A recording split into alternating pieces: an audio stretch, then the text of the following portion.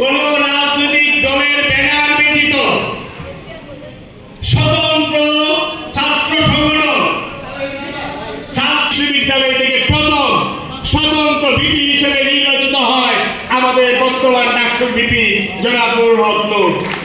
এটি ঢাকা বিশ্ববিদ্যালয়ের ইতিহাস। এমন নজির ঢাকা বিশ্ববিদ্যালয়ে নেই।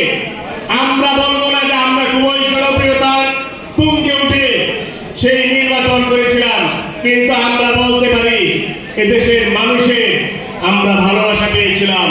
সেই ডাকসুতে আমরা প্রতিটি পদে আমরা নির্বাচিত হয়েছিলাম।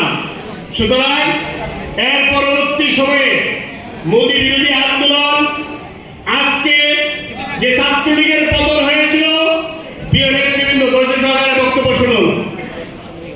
আমরা বুয়েটে যখন আবরার ফাহাদকে নির্মমভাবে হত্যা করা হয়, তৎকালীন বর্তমান আমাদের যে ছাত্র অধিকার পরিষদ, এই ছাত্র অধিকার পরিষদের